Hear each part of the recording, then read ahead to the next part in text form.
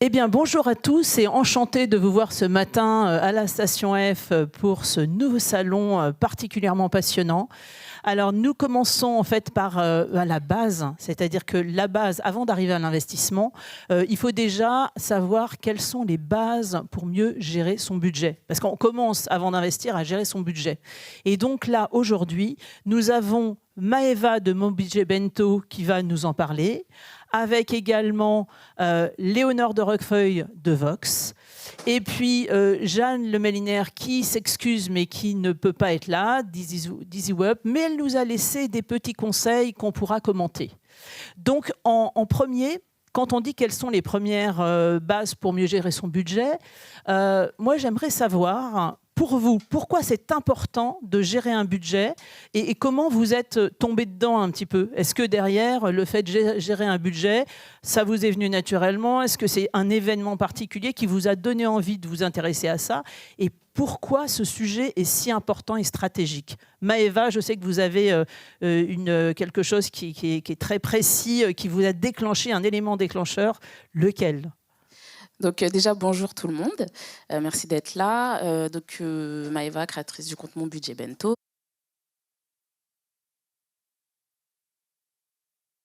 Du budget, finalement, c'était dans le contexte des Gilets jaunes. Si vous vous en souvenez, maintenant, ça commence à dater. Hein, c'était en 2019, je crois. Et 2018 même, parce que je me sens... Oui, les deux. Oui, ça a été long. Oui, c'était très long. Du coup, en fait, par rapport à cette actualité-là, je parlais avec mon frère et je lui disais, bah oui, je comprends, c'est des gens qui se font toucher en fait par l'inflation et qui sentent vraiment que ça leur permet plus finalement avec leur salaire de faire tout ce qu'ils avaient l'habitude de faire. Et il me dit, oui, mais toi, tu sais gérer ton budget, c'est pas tout le monde qui sait le faire. Et en rigolant, il me dit, t'as qu'à écrire un livre. Et donc du coup, j'ai écrit le livre Mon budget sur pilote automatique et je me suis rendu compte en fait finalement de la largeur du sujet. Ça touchait tout le monde en fait. Ça touche tout le monde, mais surtout ça touche tous les pans de la vie finalement, même la vie perso, etc. Et donc c'est là que le compte Instagram a été créé. Alors il y a combien de followers Instagram qui sont axés sur le sujet? Aujourd'hui, un peu plus de 80 000 personnes. Et du coup, je parle de l'argent vraiment au global. Donc le budget, oui, parce que c'est la base, c'est le niveau 0. Mais aussi tout ce qu'on peut faire une fois qu'on arrive à maîtriser justement le budget, qui est finalement le plus important pour pouvoir passer justement à l'étape d'investir, qui est plus intéressante. Et alors, là maintenant, avec Vox, la création de Vox, il y a ce même souci de l'importance de gérer un budget. Et alors, c'est quoi, Léonore, la raison qui vous a poussé dans ce retranchement accompagner les gens sur le budget? Ouais. Bonjour tout le monde. Donc, en fait, nous...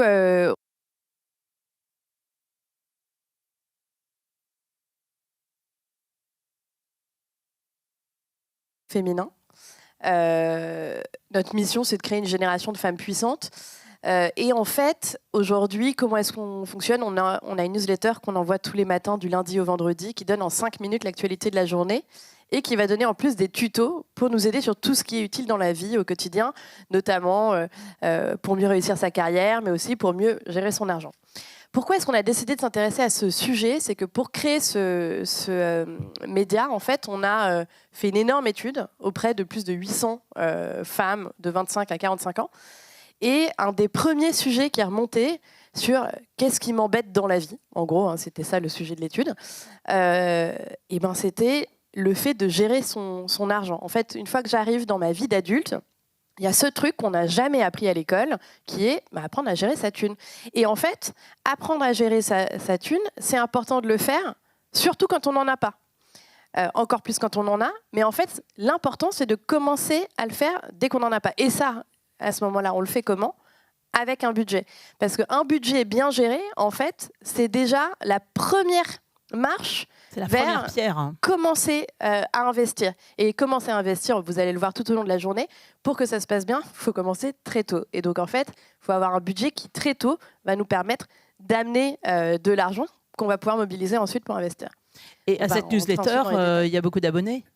La newsletter, aujourd'hui, elle est envoyée à plus de 120 000 abonnés. et elle est lue tous les matins par plus de 60 000 personnes. Parce que, donc Et avec un focus femme. On a bien compris qu'effectivement... La target, voilà. C'est la femme trentenaire, hein, grosso modo. Mais en fait, on va bien au-delà parce qu'on sait qu'on touche aussi des hommes, on sait qu'on touche des femmes plus jeunes, on sait qu'on touche des femmes plus âgées. Donc, on est largement... En fait, on est un média généraliste. Simplement, on a pensé la conception du média en se disant comment est-ce qu'on résout particulièrement le problème d'une personne qui est très pressée, très occupée, plutôt urbaine et qui est curieuse de plein de choses. Voilà, donc c'est ça un peu le... Mais donc il y a plein de personnes qui peuvent se reconnaître dans ces sujets. Alors aujourd'hui, si vous deviez donner à la salle et à nos auditeurs aussi sur Internet des clés pratiques qu'ils puissent mettre en place tout de suite en sortant de cette salle pour mieux gérer votre budget, est-ce que derrière, vous avez au moins un élément fondamental qui est très pratique, qui pourrait faire tout de suite? Alors, je pense que Maëva, vous avez quelque chose sur le temps, la façon dont on gère Donc oui, effectivement, moi, la première chose que je vous recommanderais de mettre en place, je sais que souvent dans les comptes budget, alors moi, c'est la partie dont j'ai horreur, c'est la partie compte d'apothicaire. Tous les mois, j'ai payé mon loyer, j'ai payé mon électricité, enfin... Donc, ça apporte rien. Donc, tous les mois ou donc non, justement, parce que tous les mois, il y a plus ou moins la même chose. Donc l'idée, c'est de passer vraiment sur un budget annuel où on va vraiment prendre tout en compte et surtout, les choses qui sont mensuelles, on le sait déjà, c'est plutôt anticiper la partie, toutes les choses qui sont récurrentes, mais pas forcément mensuelles. Donc on anticipe l'assurance, des choses un peu lourdes et on fait un budget sur l'année qu'on lisse. Voilà, et passer moins de temps finalement sur le budget, ça sert à rien de le faire tous les mois si c'est bien organisé. À la fin, on n'a pas besoin de regarder tous les mois. Voilà, donc le truc pas sympa, on le fait une fois dans l'année et puis après on applique. Voilà. Et derrière, quand on fait ça, ça veut dire qu'on pense à quoi? On pense une fois qu'on a payé tout, on va vers quoi? Donc, moi, l'organisation que je recommande, c'est d'avoir une partie pour tout ce qui est charges fixes, etc., où en gros, ça tourne tout seul. Et ensuite, on va dégager un budget pour forcément l'épargne, très important, pour pouvoir finalement après investir, bien entendu, et un budget pour tout ce qui est la vie de tous les jours. Et donc ça, on va le répartir en différents comptes, ce qui va nous permettre d'avoir une visibilité hyper claire sur tout le mois et sans se préoccuper. Tu mets sur différents comptes bancaires ? Oui. Différentes banques, ou tu prends une banque et tu prends des sous-comptes? Alors, on va dire que les charges fixes, par exemple, je les mets sur ma banque principale, parce que j'ai mon crédit IMO, tous ces trucs-là. Et après, pour tout ce qui est dépenses du quotidien, ce sera plus tout ce qui est néobanque. Donc, pour éviter, par exemple, la partie découvert, pour les personnes qui ont tendance à être à découvert parce qu'elles ne font pas attention, etc., je sais que j'ai un budget de 100, 200, 300, 500, peut-être 1000 si vous avez beaucoup d'argent de poche, c'est-à-dire pour tout ce qui est les dépenses, les courses, le shopping, les sorties, etc. Et donc, c'est cette petite enveloppe, finalement, que je vais utiliser pour mes dépenses du quotidien. Et donc, l'idée, c'est d'avoir un peu ce garde-fou, de savoir que quand il n'y a plus de sous, il n'y a plus de sous. Alors, si c'est le 5, c'est le 5. Si c'est le 25, c'est le 25. Mais à la rigueur, ce n'est pas grave, du moment qu'on peut se faire un peu plaisir. Et Léonore, je pense que vous avez carrément une idée de budget en chiffres. Vous m'avez parlé du 50, 30, 20. Alors, c'est quoi ces fameux 50, 30, 20 à répartir? Tout à fait. Alors, ça, c'est une des manières de voir les choses. Mais en gros, donc, elle est plutôt assez reconnue. Donc, le 50, 30, 20, en gros, on va dire, sur les comptes que Maëva a créés, en gros, l'idée, c'est de se dire, on va mettre 50% de ce qu'on gagne. Donc, vous prenez tous vos revenus, y compris donc les revenus du travail, du capital, mais aussi des aides si vous en touchez, etc.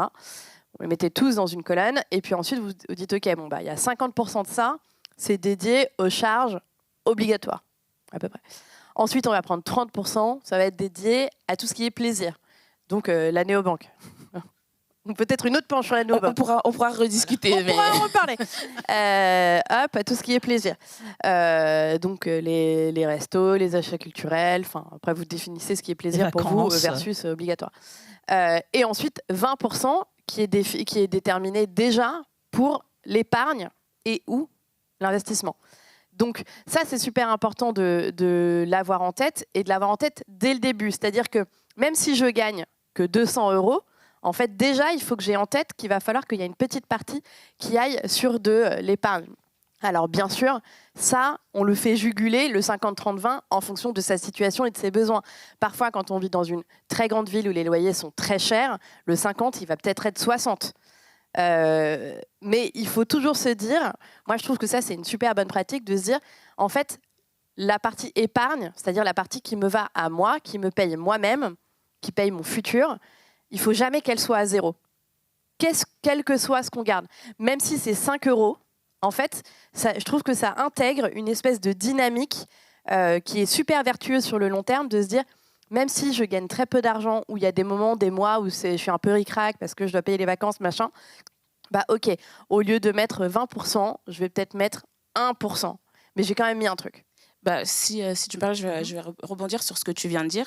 Donc moi, le conseil que je donne, c'est l'épargne. Finalement, on parle toujours d'épargne, mais l'épargne, j'ai envie de dire, c'est un peu comme un peu une paella, il y a un peu de tout dedans.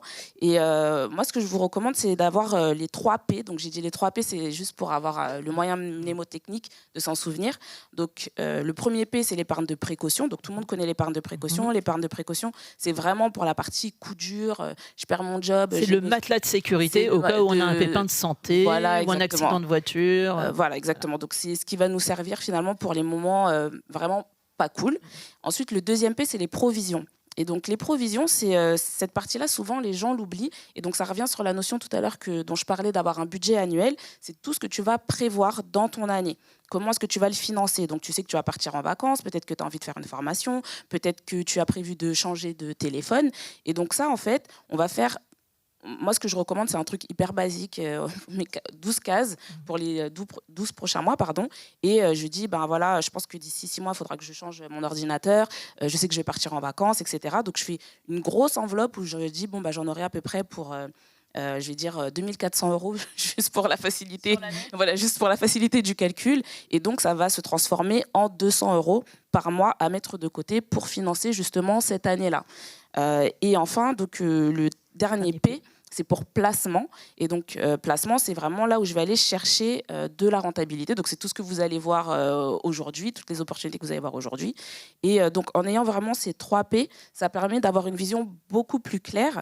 Et par rapport à ces 3 P, il faut bien entendu qu'ils soient sur minimum 3 supports différents. 3 supports différents pour pas pomper un petit peu dans un, exactement, par erreur, un mois où on aurait un peu trop dépensé pour le plaisir. Bah, normalement oublié, non, voilà. Mais oui, voilà, pour le cas où... parce qu'en fait, pourquoi est-ce que je vous recommande de les avoir sur différents... Donc, déjà, placement, c'est clair, parce que de toute façon, bon, je pense que tout le monde est d'accord dans la salle qu'un livret, c'est pas un placement.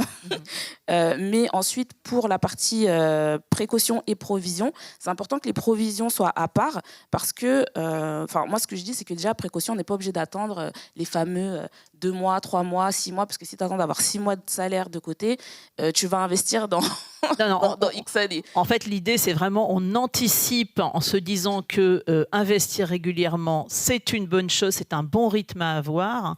Et alors, là-dessus, en fait, sur ces 3 P, je sais que, en fait, Léonore, elle a une technique, hein, elle a une petite technique avec des petites choses toutes simples que vous avez chez vous, des enveloppes.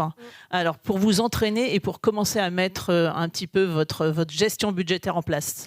Ouais, c'est même en amont de cette partie investissement, mais en fait, je trouve que c'est un exercice qui est assez intéressant à mener. Alors, il y a une Américaine, elle a fait un an sans carte bleue, donc full cash. Ça va être un peu compliqué aujourd'hui. Le One Year Experiment. Et donc, elle a pris un an où elle voulait voir exactement qu'est-ce qu'elle dépensait. Et puis, en fait, apprendre à remettre déjà son rapport à l'argent. Parce qu'en fait, quand on fait passer de la vraie thune dans ses doigts, on voit tout de suite, en fait, c'est cher, ça fait beaucoup de billets par rapport au reste de mon enveloppe. Donc on fait ces enveloppes. Et... En fait, on commence. Là, le sujet, c'est on pose son budget sur un papier. Donc on dit, comme ça, là, à vue de nez, j'ai l'impression que je gagne 1005, j'ai 500 de loyer. Donc ça, déjà, tout ce qui est obligatoire, 500 de loyer, 10 de téléphone, 10 de, chauffage. Bon, imaginons. Pas cher ton chauffage. Mais donc voilà, donc ça, les trucs, les obligatoires, ceux-là, déjà, on les enlève du calcul. Donc imaginons, on a 500 d'obligatoires, donc il nous reste 1000 du reste, d'accord ? Et ensuite, on se dit, à vue de nez, je pense que sur l'alimentaire, c'est à peu près 200 par mois. Sur mon plaisir, je pense que c'est à peu près tant. Okay, on va faire la liste de tous les postes principaux et ensuite, on va aller retirer du cash. Et on va mettre tout ça dans des petites enveloppes. Donc, il y a l'enveloppe qui s'appelle alimentaire, il y a l'enveloppe qui s'appelle plaisir, il y a l'enveloppe qui s'appelle, je ne sais pas. Hop, et vous mettez dedans. Et puis, pendant le mois, vous allez, à chaque fois que vous allez faire votre dépense, prendre dans l'enveloppe spécifique. Vous allez voir assez vite déjà si vous avez une bonne idée de ce que vous dépensez. Spoiler alerte, personne n'a une bonne idée de ce qu'il dépense jusqu'à ce qu'il fasse vraiment l'exercice. Tu sais que l'enveloppe soit vide et qu'on ait besoin de prendre dedans ? À part Maëva qui a commencé à faire son budget à 2 ans et demi. Non. Et toutes mes abonnés, toutes les personnes qui ont lu mon livre, on n'a pas besoin de voir les billets. Mais il y a des techniques pour tout. C'est une technique pour, je trouve, vraiment... déjà, se rendre compte de la valeur des choses, se rendre compte de ce qu'on dépense et mettre les choses vraiment à plat. Avoir conscience, en fait, réellement, et pas simplement des chiffres sur un compte qui passent. Et donc, alors, vous n'êtes pas obligé de le faire pendant 1 an parce que c'est un peu fastidieux, qu'on a d'autres choses à faire. Même pendant un mois, moi, je trouve que c'est un peu long. On l'a fait 1 semaine. Dans l'équipe, on avait fait l'expérience à l'ensemble de l'équipe. Et puis, en fait, tout en 1 semaine, on a réajusté nos dépenses. Je trouve que c'est bien parce que moi, pour les personnes qui me suivent un petit peu, elles savent que je tire à boulet rouge sur cette méthode. Je vais expliquer pourquoi. C'est pas qu'elle est pas bonne, puisque justement, je recommande aussi de compartimenter, mais c'est la compartimentation à l'extrême de dire j'ai 20 € pour le coiffeur. En fait, nous on recommande 3 enveloppes max. Voilà, mais donc du coup, c'est ça que j'ai trouvé intéressant dans ce que tu dis, c'est le fait de le faire de manière expérimentale. Voilà, faut pas se focaliser, il faut pas se dire je le fais pendant 1 mois. Mais que ça ne devienne pas en fait un lifestyle de vivre avec les enveloppes, parce que ça vous détourne complètement de justement l'objectif de la journée qui est d'investir. Et si on a du temps, finalement, le passer à venir à une journée comme ça, ou à prendre les entreprises, sur quoi est-ce que j'ai envie d'investir, les thématiques qui m'intéressent, etc. Et justement, de sortir le plus rapidement possible. Vous allez dire qu'elle est contradictoire. Voilà, elle est contradictoire, la fille, elle s'appelle Mon Budget Bento, mais c'est vraiment en fait de s'extraire du budget et de passer en fait à alors un du niveau coup supérieur. On automatise, parce que si on sort de ça, ça veut dire qu'on met en place des automatismes pour faciliter. Et je sais que Maëva, elle aime bien quand on automatise des investissements, faut savoir que moi déjà je suis une très grande feignante, d'accord. C'est comme nous tous, hein. Moins on passe de temps à faire des choses pas sympas. Moi je la ramène au niveau d'art. Non, mais ce que je veux dire par là, c'est que toutes les choses qui demandent un effort toutes les semaines, tous les mois, etc., en fait, je sais que je vais le faire pendant 1 mois, 2 mois, et puis après, je vais oublier ça parce que ça ne m'intéresse pas.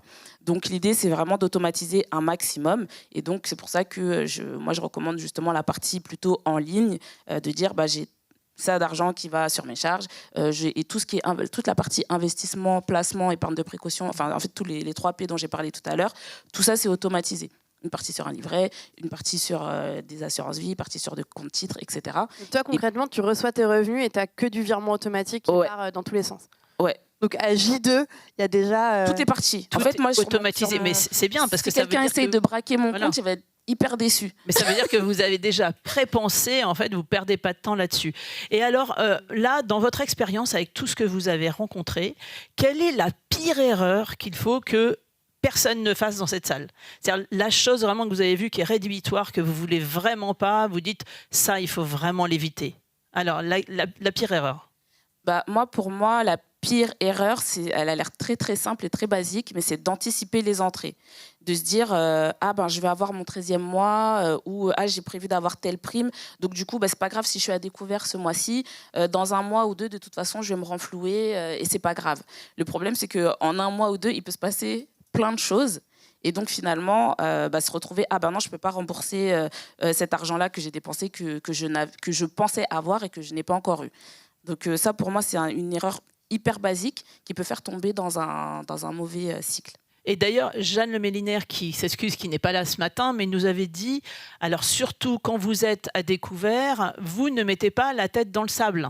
C'est-à-dire qu'il faut en parler, il faut échanger, il faut vraiment avoir quelque chose d'un échange, ne pas reconnaître en disant je ne sais pas que je dois, je ne sais pas que je vais avoir une dette. Il faut vraiment pas se cacher la réalité, et c'est important. Et ça veut dire qu'elle conseillait même de commencer à réexaminer tout de suite votre budget en voyant dépenses qui n'étaient pas utiles. Et je pense que Léonore, sur des choses comme ça, alors la pire erreur, ce qui est vraiment rédhibitoire qu'il ne faut pas faire.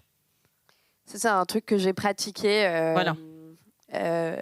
moi-même parce que je trouvais que c'était très pratique. Le paiement en 3 fois. Quand on veut s'acheter un truc où franchement on n'a pas trop les moyens. Si vous voulez, vous pouvez payer en 3 fois sans frais. Je pense que dans la salle, beaucoup de gens l'ont fait. Le paiement en 3 fois, ça a l'air d'être une solution magique. Et en fait, non, parce que ça revient à ce que dit Maëva. En fait, c'est-à-dire qu'on grève déjà son budget suivant. Mais alors, dans ce cas-là, en fait, si on veut vraiment faire ça, OK, il faut vraiment reprendre son budget et dire, bon, bah, mon budget, moi, en l'occurrence, j'utilisais plutôt pour des fringues que je ne pouvais pas m'acheter. Et ben, en fait, je gardais quand même mon budget fringue, en réalité. Donc, en fait, je me colportais ma dette de mois au mois. Et ça, pour moi, c'est vraiment une connerie parce que, en fait, En fait, il faut se reposer la question, bon, est-ce que j'en ai vraiment besoin Est-ce que je peux me l'offrir? En fait, si on ne peut pas se le payer, il ne faut pas l'acheter. Et aussi, est-ce que tu en as besoin maintenant? Voilà, on peut Alors, attendre. donc, il y a la petite méthode bisou. Parce qu'elle est mignonne, on peut peut-être en ça parler. nous intéresse, la méthode bisou. La méthode bisou, ce sera sans doute la seule fois que vous entendrez ce mot dans la journée aujourd'hui. Donc, saisissons l'occasion.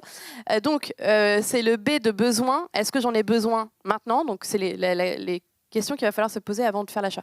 Est-ce que j'en ai besoin tout court, déjà? Ouais, est-ce que j'en ai besoin? Est-ce que I, c'est un besoin immédiat? Besoin maintenant? Ou est-ce qu'en fait, je peux attendre un peu? Par exemple, ce manteau, est-ce que je peux attendre l'année prochaine pour l'acheter? Le S de... Je ne vais pas pouvoir t'aider. Hein. Nous, on ne fait pas de bisous. Le S de... Mince, là, tout d'un coup, hein, j'ai oublié. Ça va me revenir. Le O de optimal. Est-ce que ça répond exactement à mon besoin? Le S de... Mince. C'est pas grave. L'idée, on ne fera pas de bisous aujourd'hui. Vous irez sur Google, c'est pareil. Voilà, oui. Voilà. Est-ce que j'en ai un autre similaire? Voilà, c'est ça. Voilà. Et le U, bah tiens, vas-y, vu que tu es sur le coup. Ah bah voilà, c'est bien, la salle est interactive. Utile, bah oui, utile sans le... Voilà. Vous avez compris l'idée? Donc ça, c'est les questions que vous allez vous poser. Donc vous les renoterez parce que je vous les ai très mal dites. Et en fait, c'est la question à se poser à chaque fois que j'ai envie de m'acheter un truc qui potentiellement peut être un peu hors budget. Voilà. Donc, et alors maintenant, on va demander à la salle en fait s'ils ont des questions, parce que c'est très important de savoir si vous avez des questions et si derrière vous avez déjà utilisé des méthodes. Alors j'ai vu que la méthode bisou, ça avait du succès parce qu'on avait un éditeur dans la salle qui le connaissait. Maintenant, est-ce qu'il y a des questions dans la salle? Donc n'hésitez pas à poser vos questions. Profitez-en parce que et juste là, je voudrais juste que vous finissiez par dire ça vous a amené quoi d'agir sur le budget, d'accompagner vos followers. Vous, ça vous a amené en perso quel impact positif. Est-ce que c'était un impact positif? Parce que peut-être que vous allez me dire oh bah non, c'est hyper chiant la gestion budgétaire. En fait, ça m'embête et j'ai pas du tout envie de m'en occuper. Ou est-ce que ça vous a amené quelque chose de positif? Non, moi forcément hyper positif. Je vais donner juste une anecdote. Il y a une de mes abonnées qui m'a envoyé une photo de sa fille. Elles sont parties dans un camping où en fait les maisons elles étaient un peu comme des cabanes en bois. Et en fait son histoire c'était que peut-être 1 an avant, elle me disait quand j'allais à la pompe à essence, je priais pour dire bon, j'espère que ça va passer. Et finalement, 1 an plus tard, elle m'a dit voilà, je suis partie en vacances avec ma fille, j'ai tout payé cash pour partir en vacances. J'ai payé, je crois qu'elle avait payé au mois de décembre pour les vacances d'avril, un truc comme ça. Quelque chose de concret. On voit la et elle m'a envoyé en fait juste la photo et après en m'expliquant le contexte et elle a dit regarde le sourire de ma fille et tout. Et ça, pour moi, ça n'a pas de prix. De pouvoir aider les gens à finalement à reprendre en main leur vie parce qu'ils reprendre en main leur avenir. Elles peuvent le faire. Voilà. Et Léonore, alors l'accompagnement le plus marquant? Ouais, nous en plus de la newsletter, on fait aussi des formations à l'investissement. Par exemple, genre 4 semaines pour apprendre à investir en bourse, etc. Où le budget, ça va être vraiment le truc d'intro. Et puis ensuite, vraiment, on se lance petit à petit. Et c'est vrai qu'on reçoit des feedbacks comme ça parce qu'en fait, apprendre à gérer sa thune au quotidien, en fait, en réalité, c'est pas très compliqué et vous pouvez tous le faire. Mais ensuite, se lancer dans l'investissement, ça a effectivement un effet libérateur, en fait. Et donc là, j'ai eu un des feedbacks qu'on a reçu il n'y a pas très longtemps. Merci, chère équipe de Vox, depuis que je vous lis et que je fais vos formations, j'ai pris en main mon éducation financière, je fais un budget, j'ai ouvert une assurance vie, j'ai investi en bourse, j'ai acheté le logement que je louais et je parle thune à ma fille de 16 ans. Voilà, donc en fait, l'idée, c'est effectivement de vous amener à avoir pensé à votre gestion budgétaire. C'est quelque chose de pas sexy, c'est ce qu'on disait tout à l'heure. C'est le truc, il faut y penser une fois pour toutes, pour que l'objectif après, vous soyez à même de passer du temps sur la partie investir et préparer son avenir. Et préparer ce qu'on appelle sa liberté financière de demain, pour ne pas avoir à se dire, voilà, vous pouvez avoir des objectifs du type, vous arrêtez de travailler à 40 ans, mais du coup, vous pouvez vous y consacrer si vous avez fait tout ça. Et si dans la salle, quelqu'un veut s'exprimer, n'hésitez pas, parce que l'idée, c'est vraiment un échange ouvert. Aujourd'hui, sur ce salon, vous allez rencontrer beaucoup de personnes qui vont vous parler d'investissement. Donc l'idée, nous, on était là vraiment pour vous initier sur ce que c'est. Alors, si quelqu'un devait sortir là tout de suite pour faire le point sur son budget, je sais que Jeanne nous aurait dit il faut qu'elle réexamine toutes les dépenses. Alors toutes les deux, vous fonctionnez comme ça aussi, vous dites aux personnes réexaminez toutes vos dépenses, coupez dans les dépenses inadéquates, pas importantes. Alors, moi, je dis pas trop ça parce que, en fait, je dis, j'en ai marre que vous vouliez vous serrer la ceinture tout le temps. Voilà. Parce qu'il y a une limite, du plaisir. En fait. Voilà, donc l'idée, moi, c'est plutôt, pardon, excusez-moi, si j'avais un premier conseil, c'est vous dire tout de suite d'automatiser votre épargne, même si vous commencez avec 10 €. Si vous êtes, en plus, je vois que vous êtes relativement jeune, donc je ne sais pas si vous payez beaucoup de factures, mais si ce n'est pas le cas et que vous avez des sous, justement, profitez-en pour mettre un maximum. Surtout, voilà, quand on est chez les parents, c'est un des hacks de vie incroyables. Il faut profiter pour investir. C'est d'épargner un maximum quand on est chez les parents, plutôt que de se dire, ouais, quand j'aurai des responsabilités, c'est là que je vais épargner. Donc, épargner un maximum en automatique. Moi, c'est ça le conseil que je vous donnerais en sortant. Et Léonore, le mot de la fin? Moi, je dirais que, en fait, faire un budget et épargner pour épargner, on s'en fout. Ce qui est important, c'est de savoir c'est quoi le truc qui vous fait vibrer et qui va justifier que vous vous serriez ou pas la ceinture. Mais en fait, le premier truc, moi, je dirais, c'est de vous demander c'est quoi votre objectif, c'est quoi votre projet de fou. Imaginons, c'est, voilà, vous avez envie d'être à la retraite à 40 ans. Super. Imaginons, vous avez envie de faire un tour du monde. Vous avez envie d'acheter votre baraque et de la construire entièrement vous-même. En fait, vous listez une espèce de rêve que vous avez envie de financer et vous vous dites, en fait, tout ce que je vais faire aujourd'hui, que ce soit au quotidien en gérant mon budget, que ce soit en commençant mes placements, etc., en fait, je vais vers ce but-là, ce rêve-là. Et pour moi, c'est vraiment ça, ce à quoi ça sert d'investir et de gérer sa thune, c'est de financer ses rêves. Eh bien, en fait, on va finir sur cette belle idée. Votre motivation, c'est ce que vous allez avoir envie de faire derrière. Vous faites le truc compliqué d'apprendre à gérer son budget et après, vous allez découvrir comment investir et je vous invite à assister à toutes les prochaines réunions. Bonne réunion. Bonne journée.